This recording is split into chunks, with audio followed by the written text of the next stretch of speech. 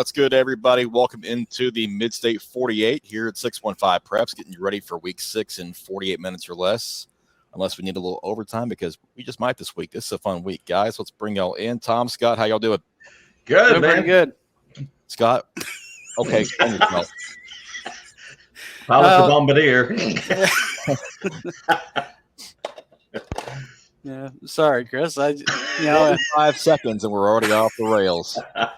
I love it. If everybody's looking through rose-colored glasses from last week, I was going a little different shade. Okay, now that you explain yourself, it makes a little more sense. But on to week 6, guys. We are at the midpoint of the regular season. Can you believe it? No, I'm amazed that we made it to week 6 with with so little interruptions. And there have been some episodes here and there of COVID and things like that, but nothing near the disruptions that we had last year. Yeah, even early in the season, guys. I mean, those first couple of weeks, it looked like, we were seeing upwards of 30 games being wiped out due to COVID. And it seems like, thankfully, and knock on wood at that, it's died down just a little bit. Let's hope that trend continues. But I always say high school football season goes way too fast because it's my favorite time of the year and it's already halftime for the season. But, hey, I'll tell you what, this is a fun week coming up. Oh, it sure is. And a lot of marquee matchups, and we're going to talk about one of them, especially in this segment, with number 2 Lipscomb Academy going to number 1 Oakland. We'll break on that in just a couple of minutes. The weather should be great. Football weather for this week. Forecasted temperatures in the 60s by kickoff and down to the 50s. It's finally starting to feel like fall a little bit, and that's not a bad thing when you're talking about football. No, it's not. I tell you, the other night, I thought, with all the humidity and everything, I thought that the cooler weather might come in and that front may come in. No, you didn't need to be rained on. If you walked out there with a stitch of dry on you, it was something else. I can't imagine the players. They were just everybody was just absolutely drenched, just due to the humidity. So yeah, it's going to be really nice to have some temperatures in the 60s, 70s, somewhere in there, and actually feel like football weather. Yeah, you might actually need a sweater by the time the games are over Friday night and Thursday night too, for that matter. Let's talk about last week briefly. Scott, both you and I were at Nissan Stadium with White House playing Waverly, and this turned out to be a pretty good ball game, and White House hung on for a 36-34 win. Rain and Blackburn had a big night. So did Reese McAfee. Oh yeah, what was it? No scores that were less than 60 yards. It was really kind of a back and forth game, and finally, somewhere in the third quarter, White House found some stops. But I tell you what, let's talk about the atmosphere for just a moment. That was amazing. The Titans rolled out the red carpet. You had highlights with Mike Keith on the call. It was just really, really amazing. Everybody having a good time. It was really a fun atmosphere, and for a great, great cause to help out. It was wonderful to see that those kids had a senior night. Those kids had a homecoming. So for Waverly, it was the best of everything except the final score, and really, I don't think you can really consider that a loss. No, I don't think you can either. And the way Waverly played most of the night, I mean, it's understood that this team, it's a pretty good football team. It's not a pushover by any means. And certainly they're going to factor into the playoff race in Class 3A this year. A big region win for White House, though. They're now 4-1, and they are on the inside track to the number 1 seed out of that region. So a big win for them, and one that may pay dividends come November. Well, guys, I got to say this on behalf of, just looking at it from the Titans organization, how nice of them to step up. I think this was the first time in the, 22-year history of the stadium that they've allowed a high school football game to come in there. And just fantastic. We knew this was going to be a good football game, but to see the people come together and with all that's happened to the folks in Waverly and down in that region this year, it's been tough. But to see him come out, of course, if you're White House, you got to kind of feel bad, I guess, in a little bit, because you want to win the game, but then the sympathy is pulling for Waverly in this game. So they were really in a no-win situation last week. Well, the three of us took took Waverly last week, so I mean we were going with the sentimental favorite card, and that came back to bite us, as we'll find out in who you got later on. But yeah, a great atmosphere and a great gesture by the Titans, and hopefully this will lead to some more high school games in that stadium, because it's a great atmosphere to play football in. And oh yeah, for this area, they need more of that, not less. Oh yeah, absolutely. And you're talking about White House. I don't think Coach Hamilton much cared to wear about wearing the black hat. I think he was really excited when that game was over. I mean, White House really, really needed a victory, a region win like that. And I think that the great thing is that a lot of people got to see Rain Blackburn and McAfee and the White House team for what they are, which is a better team than a lot of people figured. Yeah, they're going to factor heavily in 4A or in 3A. I'm sorry, in that playoff race this year. Speaking of great atmospheres, Friday night at Brentwood. Now, Williamson County Schools, they do a great job promoting their athletics, obviously, and this was no exception. The Battle of the Woods, just an outstanding atmosphere for football. Both student sections out in full force. The stands were packed to the gills and wrapped around the field at one end. The Battle of the Woods is always one of these great rivalry games, and it came down to late in the game. Ravenwood needed a couple of stops, and they got it. 21-16 win over Brentwood.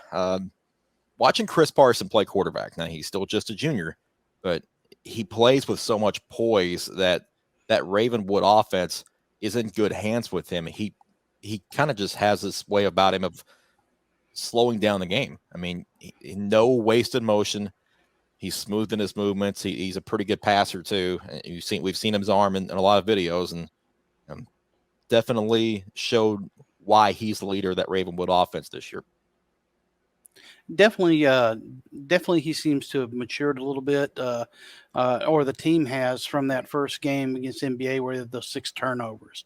He's not having to, do too much. I think that Coach Hester has him comfortable in the system. Chris, you were there. From what you told me, that's exactly what you saw, was a team that was settling into Will Hester's system and getting comfortable with it and maybe not pressing. Yeah. Defensively, both teams played very well too. Let's not discount Brentwood here. Yeah, they're 1-4. They've had some tough losses, but defensively, they're not a bad football team. They're going to stop some teams down the stretch and still be a factor in the region race, because right now they're probably looking at the number 4 seed, so they'll have a problem. They'll make a problem for somebody. I think Brentwood's going to be better in the long run just because of the schedule that they played. I mean, I saw them brought out of the gate playing Blackman, and that high-powered Blackman offense, they kept it kind of off balance all night. They ended up losing that game late. But, guys, I still think this is a very good Brentwood team. And, again, 1-4 doesn't look good on paper, but some of these tough games they played in, I think it's going to benefit them when the postseason rolls around. This is still a good football team. Yeah, it's good. That's the best 1-4 football team out there in Tennessee right now.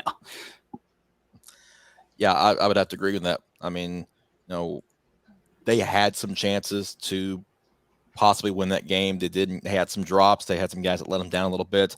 But Clint Finch's squad is getting better week by week, and they'll be a factor in the playoff race before this year's over. Scott, you were at Springfield. They played Kenwood. Not a whole lot to talk about from that game, though, from what I've been told. No, it was well, first of all, Kenwood came in there when before we knew about it. Their quarterback was not eligible for this game. He had been ejected in the previous game, and I know that Coach Greer had appealed that vigorously, but to no avail. So losing a 3-year starter at quarterback and really the heart of your offense really created some problems. It was, you talk about an atmosphere. Springfield had theirs because it was homecoming there, but unfortunately there was an incident on I-24, and the stands at the beginning of the game were absolutely empty on the Kenwood side, and it just seemed like the team, that side of the field was just absolutely listless.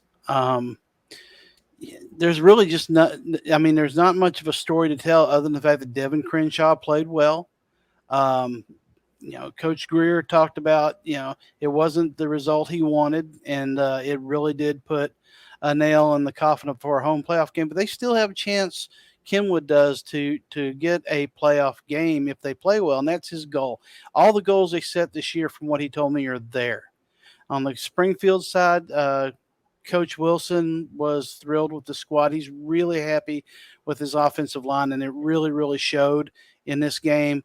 Both lines actually did very, very well, and they just shut Kenwood down. Devin Crenshaw was Devin Crenshaw. Hit a couple of big plays. They got the running game going. So, going forward, it's like we thought all along, Springfield is going to be a tough out in this region. And right now, I think they're the best in class. Yep. Got a showdown with Henry County coming up, and that's going to be for the region title. So Springfield starting to impress in 5A and being in there for the first time in a long time, and they haven't missed a beat hardly. But let's move on to this week, because Thursday night it goes down to the Oakland, number 2 Lipscomb Academy at number 1 Oakland. Want to talk about this game just a bit. A little bit of the tail of the tape coming up right here. 2 juggernauts going at it for a lot of bragging rights, and really happy this game came together, because I mean both teams needed another game to get to 10, and it worked out that they both had the same open date. So here we are. Isn't that amazing, though, that this is a game that it can help you in honing your skills, but you're playing a team, you're risking a lot of stuff against a team that is as good, or we'll just say as good, because I'm not going to say anything about who's better than what. Really, I think this is going to be a contrast to styles. But again, it's amazing that we get this game. It's like it's almost like, I don't want to say it's like Fantasy League, but it almost is. I mean, it's a game that it's almost like you're on Xbox. And you're putting 2 teams up against each other that really didn't meet in the season. I mean, this is going to be something special. I expect all eyes towards this game in Middle Tennessee Thursday. Yeah, and with the Thursday night date, I mean, really will be all eyes on it, because nobody else is playing. Yeah, and I think there'll be a lot of folks that's going to turn out for this game, guys. I mean, this is fantastic just to have this game. I know it was discussed a few weeks back when both teams had an opening, but it's so great that they came together and did this. And records aside and all that, and when you look at these numbers, guys, this is some pretty remarkable stuff. And you look at 61.8 points per game. I mean, good grief. This is going to be just a great football game. 2 great programs that are having fantastic seasons. And I think Oakland, I don't know where they're going to put all those people, but I think it's going to be packed over there Thursday night. I think it's going to be a lot of standing folks. It's going to be standing room only at that stadium. I mean, Ray Hughes Stadium doesn't seat it seats quite a few people, but they won't be able to hold them all. I was going to say you better get your parking spot earlier. You better be Ubering over there. Yeah. Because otherwise you'll be walking. And you look at some of these numbers. You look at some of these numbers, and Lipscomb Academy 61 points a game, but that turnover margin really has a lot to do with it. They're plus 16. They haven't turned the ball over at all this year. So, I mean, that's a big deal considering they've had 4 games on the field.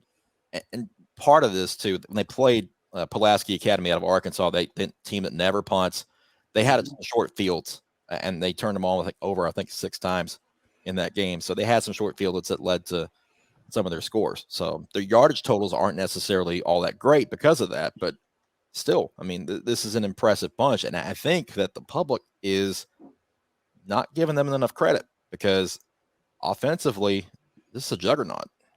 Oh, yeah. I mean, this game's got more stars than The Voice. I mean, you've got a lot of, Power 5 players on both sides. And that's the thing. You're getting an early look at it. I agree with you. I think a lot of people are discounting Lipscomb Academy. And, let's talk about Oakland. How often do they get to play a team of this caliber? Usually they're beating up on everybody. Yeah. And if they get a game, it's an out of state, it's out of state, and it's not really somebody that you can compare apples to apples with as far as, somebody in the region. I think this is going to be really, really good for Oakland, because they get somebody in Lipscomb Academy that will actually push them. Yep. And this may be a great type of warm up game and a wake up call if you don't play well. Right. Yeah, indeed, because they've still got some big region games coming up. Let's not forget Riverdale's on the agenda too, and I believe Oakland plays CPA as well, don't they? Before the end of the season. So what's really great too, you get Oakland CPA, you get Lipscomb CPA, Lipscomb and Oakland playing. These are going to be good tests for all three of these football teams. That's going to be some great football down the stretch. Yeah, those are the top three in our Power 15 poll, and they're going to all play each other. So we're going to really know how these teams shake out before the season's over. You look at Oakland, they're 4-0 technically, but they had one COVID win when Stewart's Creek couldn't play. So they've only been on the field 3 times this year. That's kind of a big deal because they had a 2-week break between games and then before they came back last week against Siegel. So these guys are knocking off some rust. They're itching to go. So, we look at the numbers that Jordan James has 380 yards rushing, 9.5 yards per carry, though. So the numbers may not be eye-popping from a yardage standpoint, but he's getting it done on the ground every time he touches the ball. Yeah, again, it's going to be a test for Lipscomb's defense. I think that really you've got a team in Oakland that loves to run the ball.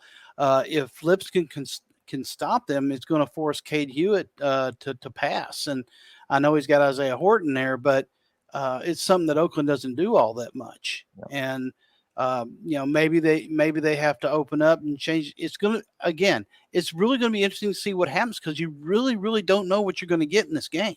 Yep. Khalil James is a name to watch out for because Horton may draw some more attention on defense. James is their next best receiver, and he's going to get some opportunities in the passing game if they do throw it whenever they have to. On the other side, Luther Richardson has been as efficient as anybody really has ever been. 73 of 84 passing, 86.9% completion percentage through 4 games, 936 yards, 13 touchdowns, no interceptions. That's mind-boggling, guys. That's just that's you mentioned Xbox. God, that's video game numbers right there. He's having a phenomenal season, and of course, when you start talking about Mr. Football candidates, he's going to be right in there, guys. That's head spinning to me. Yeah, and speaking of Mr. Football candidates, Alex Broom, 46 carries, 452 yards, 9.8 yards per carry. We talk about Jordan James getting it done on the ground. Broom has as well. He's got 12 touchdowns so far through 4 games. And on the ground. And then you throw in his receiving numbers, 19 catches, 188 yards, 4 touchdowns. Number 20 for Lipscomb Academy. He's looking to prove some people this week as well. Yeah, I think that's going to be interesting to see how the lines play. How Oakland's defensive line against Lipscomb's offensive line. Can they open up holes for Alex Broom? Same way with Oakland. What is the depth going to look like?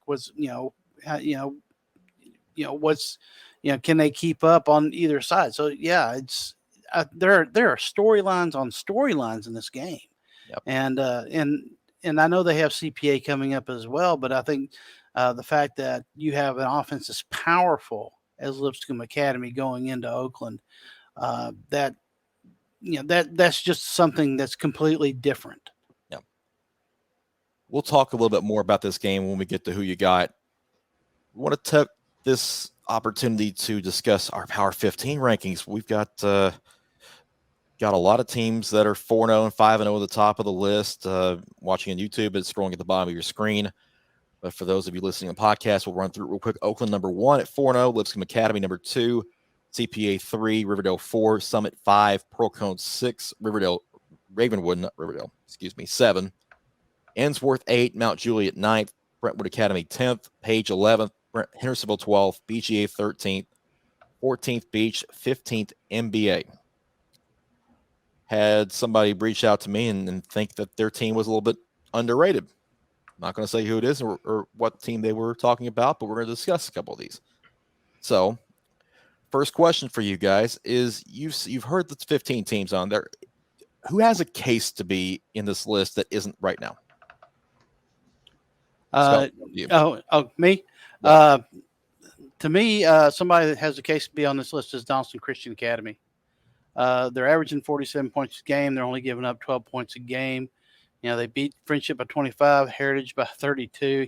The teams that they're beating, they should be beating.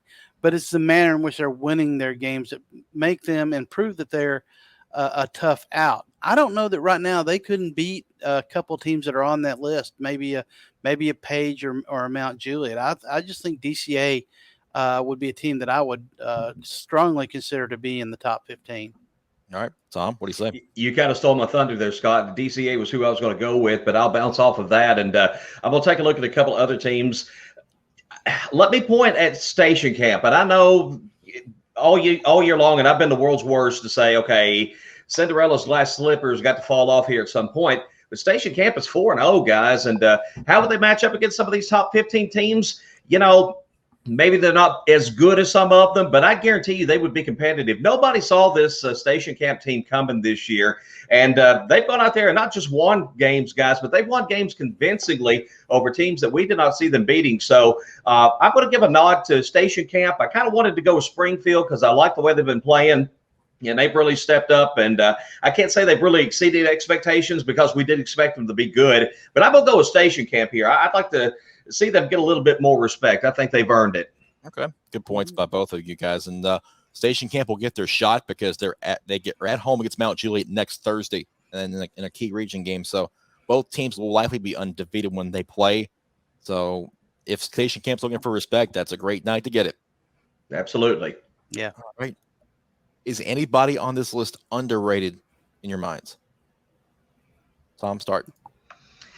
Underrated on the list. Wow. Just in kind of looking down through there, I tell you what, one team that kind of has been a head scratcher to me, and I'm going to go with them here, and that's Hendersonville. They were one that I guess it was a few weeks back. They played Beech, and I was all over Beech in that football game, but Hendersonville came out and just walloped them 28-10. And Hendersonville's got a tough test this week. They're going to get Ravenwood, but they just absolutely thumped Gallatin. And I know Gallatin, I don't think they've quite lived up to what we expected them to be this year. And Hendersonville does have that early season loss, but to me, they'd be just a shade. Hendersonville, I like the way they've been playing thus far, and I think we might could bump them up just a little bit. All right, Scott. Yeah, and then Tom. You got me that time. Hendersonville was my number one underrated. I would say probably if I was looking at this list, and it's not a big underrate, but Summit, it may be just a little bit underrated. Their schedule is one of the hardest ones out there. They've dominated Henry County, Blackman, Centennial. They played well against Brentwood. They're not shying away from anybody. They are playing dominating football right now. But in reality, you're talking about the difference between a 5 spot and a 3 spot, possibly. So, are they underrated? For the purpose of this exercise, yeah. But are they underrated that much? If you're in the top 5, you can't be all that underrated. I mean, in all honesty. But I agree with Tom. I think Hendersonville is one of them. I think Summit's the other. I'm going to throw one in there myself. I think Answorth may be a little underrated. They've really impressed so far this year, and they're going to have a real opportunity to assert themselves as a favorite in Division II AAA in the coming weeks. And we haven't seen them yet. We're hoping to do so at some point, and I think Answorth is really having a great bounce back year. And it might be because of how their 2020 finished that they're not nearly as high as they may possibly need to be. And honestly, and another point too, when we talk about these rankings, Tom, you and Scott, you have your own individual opinions. That this list is actually mine, so I will take the heat. I will be glad to stay in the kitchen and take the heat. So anyway, my list, honestly, Chris, my list wasn't a whole lot different from yours. In reality, when I looked at mine, I had Oakland, Lipscomb, CPA. Then I had Summit, Pearl Cone, Riverdale, Ensworth, Ravenwood, Brentwood, BGA, DCA, Hendersonville, Mount Juliet, Beech, and Page. So I have the same guys. You're talking about a difference of 1 or 2 spots, maybe. So, if people are shooting at you, they're shooting at me too. I mean, well, yeah. Think about this is, these are based on who would be whom on a neutral field. We're not talking about advantage. Mm-hmm. And you're talking the power ranking. You're talking about, it doesn't matter which region you're in. You're talking about an Oakland versus a Lipscomb and a BGA, against a Hendersonville and things like that. not where they are based on where they are in their region. And for some of you Summit and Pearl Kona, Ravenwood fans and Ensworth fans, there's an opportunity to move up because those top 4 teams are going to play each other down the stretch, and there's going to be some shuffling. So I wouldn't even be worried about a ranking now. You need to be worried about where it's going to be come December 5th. I wouldn't worry about a ranking period. Where you want to be is raising the gold ball. That tells you who's number one, and everybody else is. That's all that matters. Yeah, exactly. I don't think there are many coaches out there, guys, that are worried about rankings, whether it's ours or the AP or Coach T or whoever's out there. They're more worried about getting to Chattanooga and hoisting that gold ball. That's all that matters for sure. Not at all. Yeah. Now I will say report card grades. Chris, coming next week. Yeah, those ones they tend, a few of them tend to pay attention. Some of them pay attention to those. We've learned that over the year. But the rankings, but I agree with you. I think that the rankings are great for just kind of a benchmark of how it's taking the temperature of certain teams in the area. Yeah, and discussion like this, obviously, too. And one, I would love to see Summit play Riverdale because I think those 2 teams are right there neck and neck. Oh, yeah. Yeah. Same with CPA. Honestly, I mean, I could give Summit even 3 on the right night. Yeah. So, they're a very good team. And we'll see them. I'll see them Friday. So, well, who do you think's overrated? Well, anybody? Tom, you got one? Oh, look at that. You had the question already there. No, right? Pretty neat. I hate to call any of these teams overrated because they've all got impressive worksheets and stuff. But I'm going to look at Mount Juliet right now, and I know they're undefeated. They're 5-0, but I'm going to look at them the last couple of weeks. They've gone up against some teams in the Upper Cumberland area, and they're playing good football teams. Don't get me wrong, but at number 9, when I start looking at teams below them and I consider what they've matched up against, I think they would struggle against the Brentwood Academy. They would struggle against the Hendersonville, things like that. They've earned their 5-0, don't get me wrong. But I'm still just a little iffy on Mount Juliet about how really good they are pound for pound. We'll put it that way. Yeah, I'm interested to see that game against Station Camp next week because we'll find out more about Mount Juliet. I mean, they've earned their place. They've won the games they're supposed to play. Right. All right. They're there for a reason. But when we get down in November, when they're going to have to play some stuff for competition, we'll see.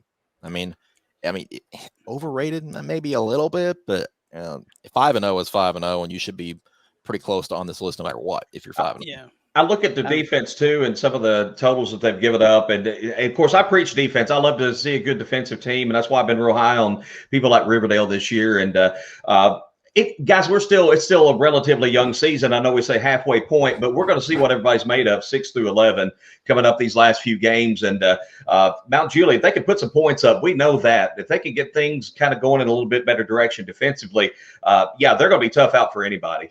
Yep. Yeah. I mean, if I had to look at one that's overrated and you're,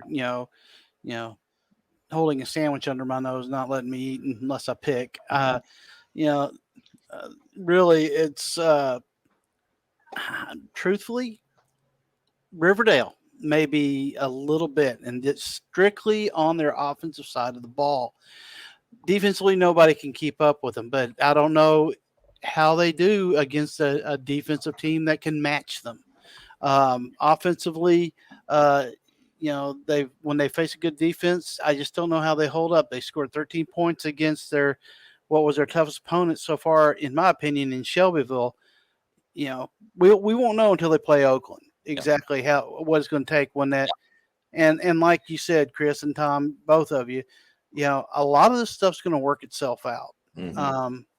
But yeah, Tom took my first one, so my other one was Riverdale. So it's good to know that minds think alike on this show a little bit. Yep. Or that can be a scary thought sometimes, guys. Well, it's good to know that if I'm crazy, I ain't the only one. That's true. Very true. Hey, before we get into who you got, we want to take a quick message from our friends at Innovate Medical.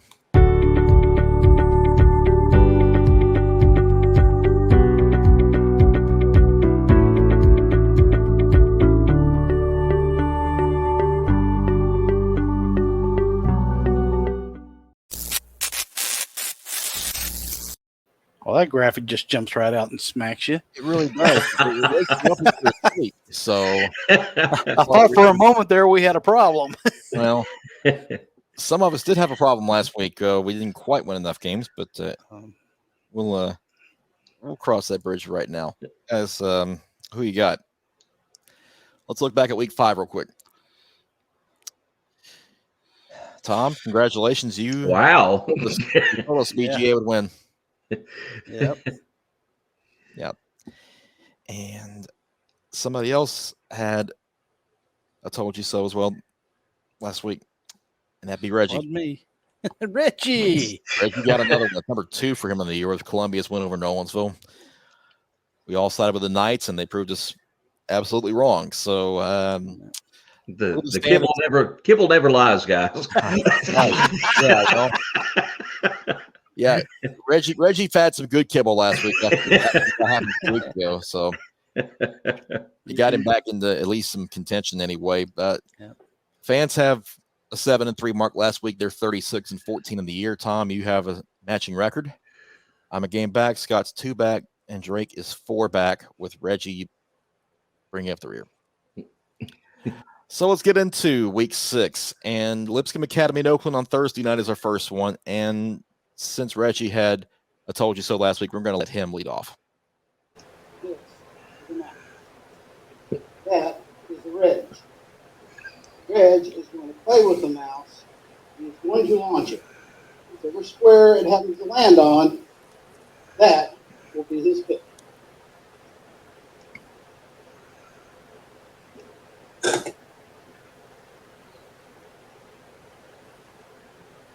The Oakland Patriots.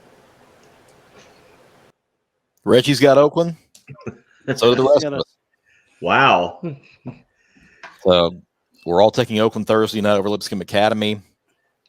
I like this game to be a fairly high-scoring contest, maybe 38-35. I can see it being close for a long time. I mean, I think that I've seen some predictions from some fans out there. I think they're disrespecting Lipscomb Academy way too much. This is going to be a close game.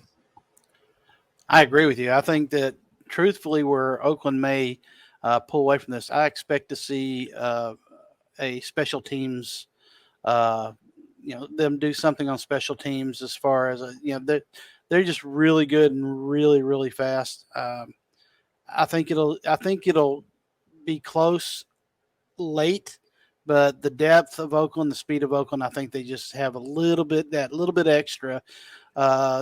And again, Chris, I could see a 38-35 game like you were saying. Yeah, I agree with that, guys. And I tell you, I'm surprised we all picked Oakland. I mean, this is one that I was kind of back and forth on because you mentioned it earlier, Chris, when you talk about Lipscomb Academy has not turned the ball over this year. That's good, sound, disciplined football. Both of these teams, though, are exceptionally well coached. So, you factor all things in. I think Oakland does have a slight edge. But again, I'm like you guys. I won't be surprised a bit if this is not a shootout type football game. Nashville Christian at Davidson Academy. And Tom, you've taken Nashville Christian in this one.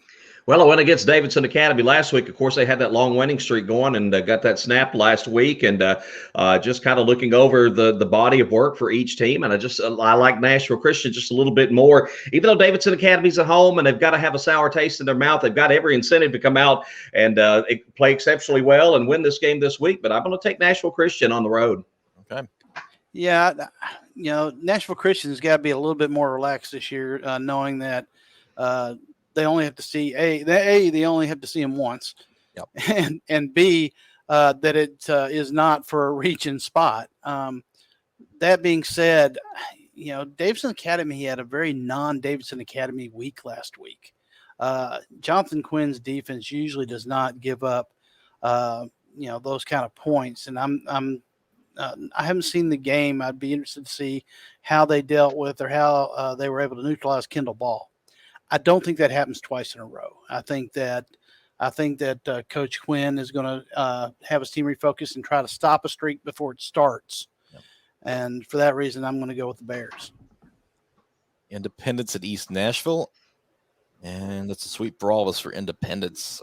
Looking for the Eagles to kind of continue their winning ways. They got off to a slow start this year, but they've started to kind of get things moving in the right direction. This will be a good chance for them to go out of region and get some more work in before they go back to some key region games. Yeah, I think their offense is really just kind of starting to hit stride. I think Joe Cummings is playing very, very well at quarterback.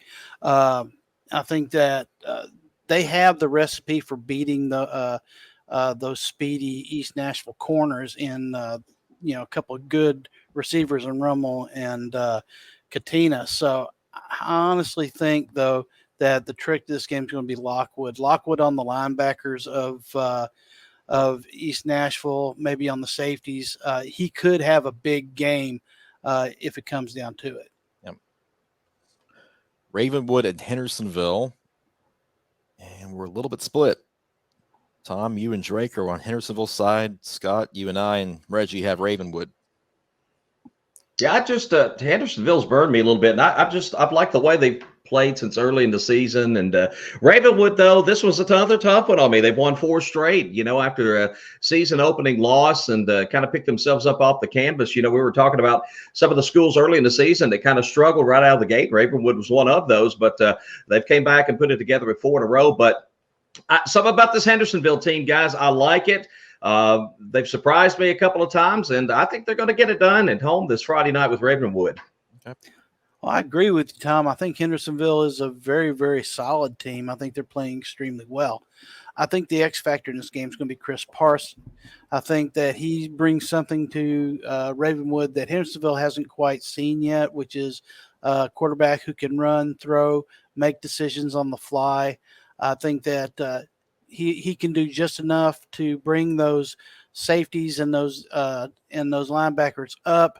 I know that Ellis and the rest of the defenders are going to do their best to take away the outside. So I expect the middle of the field to be a playground for Chris Parson this week. Brentwood Academy and NBA. NBA coming off a tough win over Father Ryan. Brentwood Academy was idle last week after St. Benedict had to cancel due to COVID-19. And we have gotten a little bit of a split this week. Drake, Tom, and Scott with Brentwood Academy. I'm joining Reggie with NBA. I had a split myself. I mean, really, it almost came down to flipping a coin. Brentwood Academy they're a little bit. Both of these teams are really kind of anomalies. Brentwood Academy has had difficulty running the ball, and that's really strange for a BA team so far this year. They're only a bad half of football and a goal line fumble away from being 5-0. I mean, really, they are a very, very good team, and Landon Wells does well with the ball. But NBA again, all the talent in the world offensively, and they've stumbled at times. I know you can't count Marty Everard team out ever, but I think there's one person in this game I think makes a difference. It's George Laster. That's the kicker for BA. I think that he comes up big in this game. I'm going with NBA here because the quarterback play is better on their side than Brentwood Academy right now. They're still developing a new quarterback for the Eagles, and Marcel Reed is still kind of building toward that bust-out game that we all know he's capable of having. And no better time to do it than against your biggest rival. And I think NBA does win this game on the arm and the legs of Marcel Reed. Wilson Central at Mount Juliet, another Wilson County rivalry, a region game and a critical one of that. Mount Juliet, we'll find out more about them. They can't overlook Wilson Central at all because, Station Camp is lurking, but Wilson Central can beat them. Reggie thinks so anyway, but the rest of us, we all are siding with the Golden Bears. Yeah, I like the Golden Bears in this game. And again, I'm talking about them last segment and how the last couple of weeks we've seen them allow some yardage, allow some points. Still, this is a good test for them. You're right, Chris, and they can't be caught looking ahead, looking at a station camp or anything else, because I think that Mount Juliet's going to have to earn it a game at a time, and they've got some tough matchups still to come. But I just think they're more talented. I think they're going to put up a lot of points again this Friday night, and I think they get the dub over Wilson Central. Yeah, I was really troubled by the way the defense played against White County. You basically they have a 24-0 lead and then allow a 20-point spurt. and you're right. This looks like it very well could be a trap game for Mount Jewett looking ahead. I don't think Trey Perry lets him get that way, though. I think there was enough problems in that White County game that those guys are, probably focused in. I expect Steven Swanner to have a big day, but I think it's going to be a relatively defensive game. But I'm going with the Bears. All right. BGA at JP2, the Knights coming off their first loss of the year at Baylor, in which they led at halftime and let it get away in the second half. Scott, you're going with BGA while the rest of us are taking the Knights. Yeah, I think that it's hard for me to go against BGA. I just think Sean Williams did the unthinkable last week. He put up a 205 burger on Davidson Academy. That offense is just playing lights out. And Brett Brown is a really, really good quarterback. I think this is one of the few teams that can go toe-to-toe with Pope Prep and actually do well. It was a really close call, but I just think BGA is on a mission right now. I don't know if BGA can stop JP2, though. That's the thing for me. I don't know that they can stop their offense. When Kenny Minchie and those guys get flying, it's a hard thing to stop that team when they're in a good rhythm, and they're going to be at home. They're going to be angry. It's a non-region game. They can let it fly. So I would expect Pope to put 50 points plus on BGA this week. It's going to be a high-scoring game. I could see it being like 50-42 or something like that, but I expect JP2 to come back and get a big win after suffering loss number 1 of the year. Riverdale at Smyrna. We talked about Riverdale earlier. We all think they'll beat Smyrna. Guys, let's discuss it for a second, because Riverdale's defense, 24 points allowed through 4 games. Yeah, that defense, the Herring brothers spearheading that defense, and just a shutout again last week. The real test, guys, is going to come when they take on Oakland, as we talked about earlier. But I don't overlook this game either if I'm Riverdale, because Smyrna's been a pretty darn good football team this year, and they're going to be hungry to take down the Warriors. But if they continue to get good quarterback play on offense and slowly, continue to build that offense and get it up to where – I don't think it's ever going to be as good a unit as this defense this year, but, if this defense keeps doing the way it is, they can carry them to a state championship if the offense is just good enough. And I think we've seen enough signs of life out of that offense that, it's going to make some interesting games for them down the stretch and into the playoffs. Agreed. I think, I think Smyrna gives Riverdale a game for, most of the game. I think Riverdale pulls it out late. Or pulls way late, but I just think Arian Carter is going to have just a lights out game, running the ball to open things up for Landon Miller. I think that's the only way, because if they get to Landon Miller early, and we know that Riverdale has that ability, then it could get ugly. It's just, it depends on how well they can run. Fairview at White House Heritage, a game, Scott, that you will be at this week.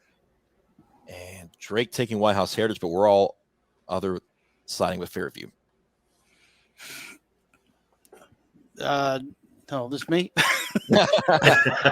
Sorry, I'm sitting there waiting. Both these teams are really similar in philosophy. I mean, they're both run teams. They're both, gut check teams. Right now, I think this game is really going to just hinge on Fairview's ability to run. If they can force White House into the box, then they actually have the better quarterback, in my opinion. Kennedy Pendergrass, he had 5 TDs. Of course, it was against Cheatham County, but he can actually throw the ball, and his running back, Crawford Claxton, actually can run and catch. So I think that they're just a little bit more dynamic. So I think that if they can force, if they can get anything going on the ground, it's going to open some things up for them on the passing game. I'm just going to take Fairview, because I think they're just a little bit more rounded of an offense. Beech and Summit is our spotlight game of the week. It's a rematch of a 5A quarterfinal from last year that Summit edged out at Beech, but this time they get to host it. We're all taking the Spartans.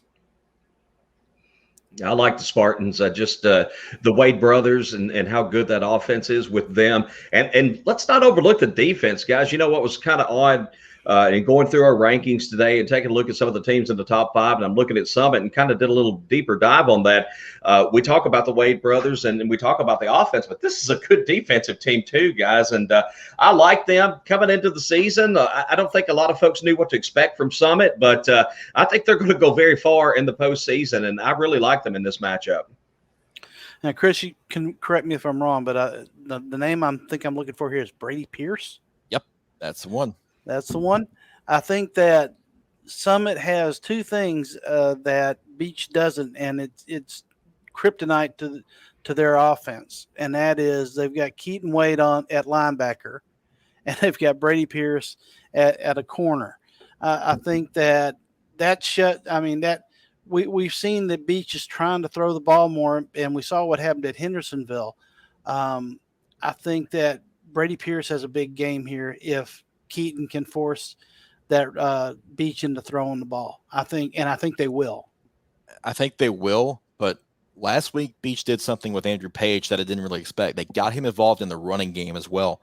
They've got to get the ball in the hands of their best playmaker. They're doing that through both the air and on the ground. So we may see some things from Beech with some end arounds and reverses and stuff like that to try to get Page the football in space. If they can do that, they can hang with Summit for a while. And let's not discount Beech, because defensively, this is still a good football team. This may very well be a 6A semifinal preview. I'm willing to call it. I don't think that's a stretch by any way, shape, or form. I think it's going to be interesting what happens here and then what happens after here. Yep. Let's go through our picks real quick one more time. Everybody on Oakland. Tom is on Nashville Christian over Davidson Academy. The rest of us over taking DA. We're all in Independence.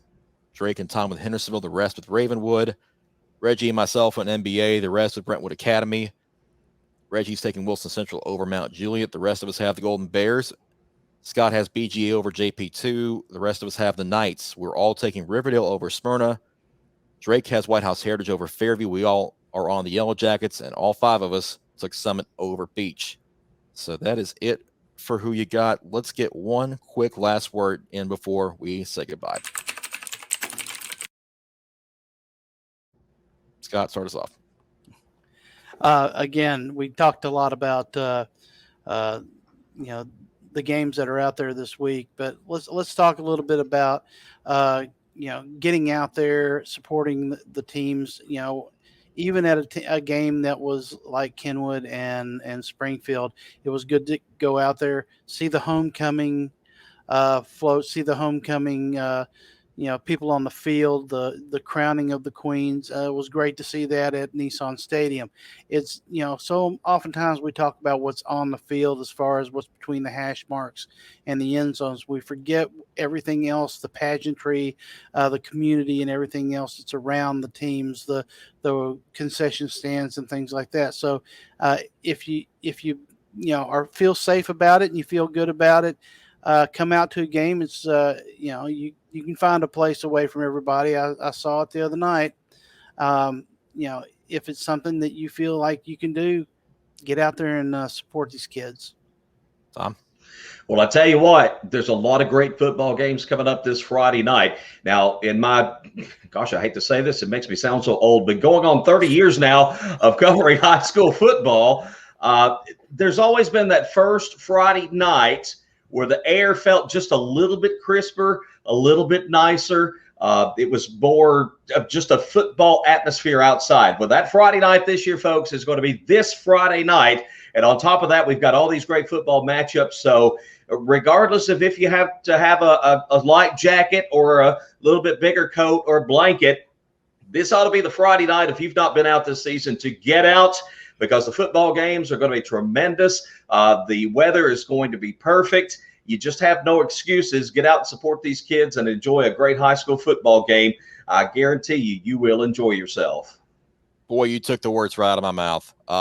And not just Friday night, Thursday night as well. I mean, we're going to have Thursday night games for the next 4 weeks in Middle Tennessee. So plenty of opportunities to go out and see great football. I'm probably more excited for this week than I have been any week in a while, because there are so many marquee games between top teams on the field that we haven't seen. And I'm really excited to see how these shake out and how the region races start to shake out down the stretch. Thursday night, Lipscomb Academy and Oakland, number 1 and number 2 in our rankings, and pretty much anybody else's rankings as well. We don't get that very often at all. And then Friday night, teams like Summit and Beech playing, Ravenwood and Hendersonville. And just great football games scheduled this week, and I'm excited about it. I hope you guys are too. And I'm ready for it. The weather's great. The football is going to be great. You can't beat it. You really can't. Absolutely. And hey, guess when we come back next week, we're going to be talking about the stretch run of region games and playoff races and stuff. And a lot of great region games are going to be hitting us down the stretch as well. Yep.